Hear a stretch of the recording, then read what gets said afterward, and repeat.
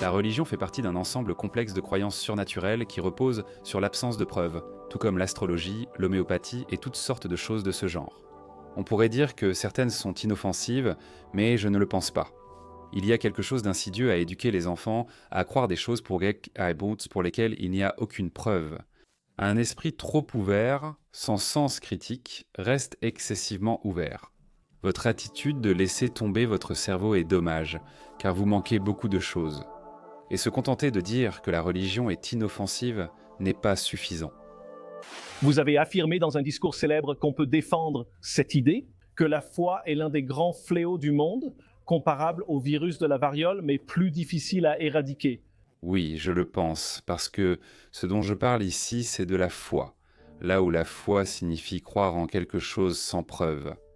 Parce que si vous croyez en quelque chose sans preuve, alors cela justifie n'importe quoi.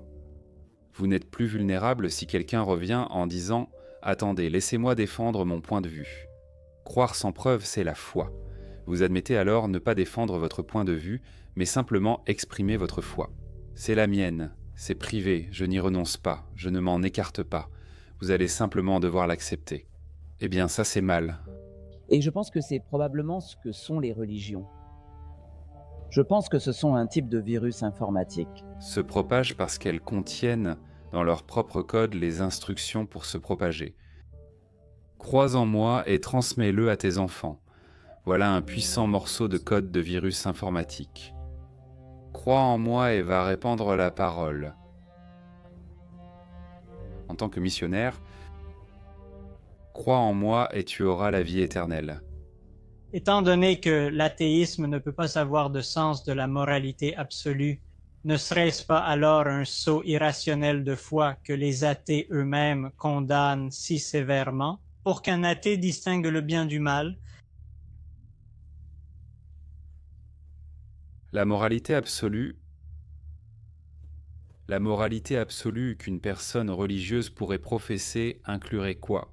La lapidation des personnes pour adultère, la peine de mort pour apostasie, la punition pour avoir enfreint le sabbat, ce sont toutes des choses qui relèvent de moralité absolue fondée sur la religion.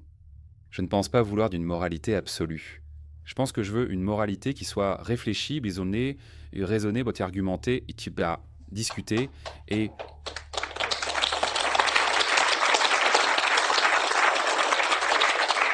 fondée sur tout cela. On pourrait dire une conception intelligente.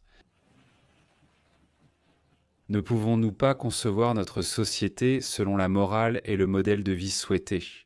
Si vous regardez réellement les morales qui sont acceptées parmi les gens modernes, parmi les gens du XXIe siècle, nous ne croyons plus à l'esclavage, nous croyons à l'égalité des femmes, nous croyons à la douceur, nous croyons à la gentillesse envers les animaux. Ce sont toutes des choses qui sont entièrement récentes. Elles ont très peu de fondement dans les écritures bibliques ou coraniques. Ces choses se sont développées historiquement grâce à un consensus issu du raisonnement, de discussions, de débats et de la théorie juridique et philosophique. Cela ne vient pas de la religion. Dans la mesure où l'on peut trouver les bons passages dans les écritures religieuses, il faut faire un tri sélectif. Vous parcourez la Bible ou le Coran et vous trouvez de temps en temps un verset qui est une profession de moralité acceptable. Vous dites « Regardez ça, ça c'est la religion » et vous laissez de côté toutes les parties horribles et vous dites « Oh, nous ne croyons plus à cela. Nous avons dépassé cela. » Eh bien sûr, nous avons évolué, nous avons dépassé Cela, grâce à la philosophie morale laïque et à la discussion rationnelle, Je pense que nous devons façonner notre moralité par une conception intelligente. reprendre ce terme, Continuez à reprendre ce terme. Nous ne recevrons sûrement pas d'aide de la religion. Dieu nous en préserve, nous devrions obtenir une quelconque aide morale. Que ce soit des écritures qui ont vraiment une leçon morale épouvantable à enseigner ou simplement de ce genre de naïveté. Être bon parce que vous avez peur de Dieu, Être bon, parce que vous avez peur d'aller en enfer, c'est encore une fois une façon très immorale d'obtenir votre moralité. pour moi-même, en tant que scientifique, Je suis habitué à dire cela. Ce qui me dérange vraiment avec la religion, c'est qu'elle nous apprend à nous satisfaire de ne pas comprendre, qu'elle nous apprend à nous satisfaire de pseudo-explications, qui ne sont en réalité pas des explications du tout. Des choses qui sonnent bien.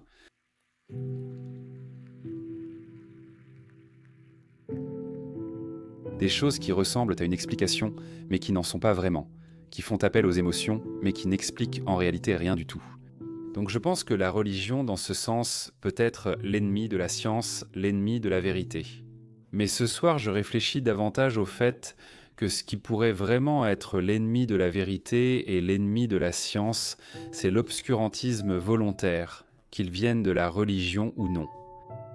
Y a-t-il quelque chose en particulier que tu ne supportes vraiment pas chez Dieu? Chez Dieu, Je ne crois pas en Dieu, donc cela ne me concerne pas. Il y a un aspect du christianisme que je n'aime pas.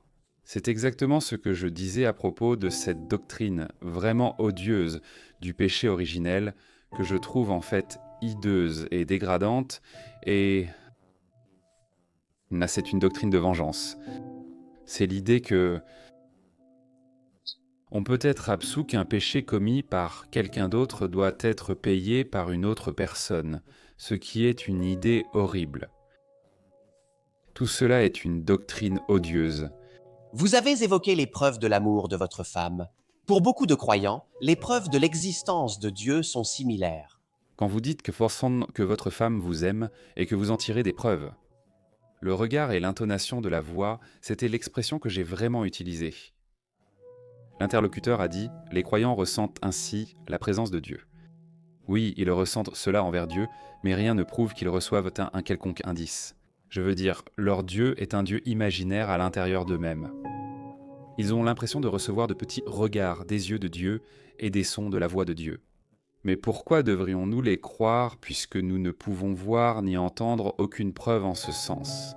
Si Dieu n'existe pas, alors faire quelque chose de bien en son nom, c'est déjà formidable que quelque chose de bien soit accompli. Mais il n'y a absolument aucune preuve que croire en Dieu vous rende plus susceptible de faire de bonnes actions. Je ne vois aucun lien noble ou logique entre le fait d'être religieux et celui de faire de bonnes actions. Dire « je ne comprends pas X, donc c'est magique, surnaturel ou un miracle », c'est lâche et paresseusement défaitiste. Et j'essaie de m'opposer assez fermement à cela. Il faut être ouvert, constamment remettre en question et utiliser les méthodes scientifiques pour essayer de découvrir ce qui est vraiment vrai.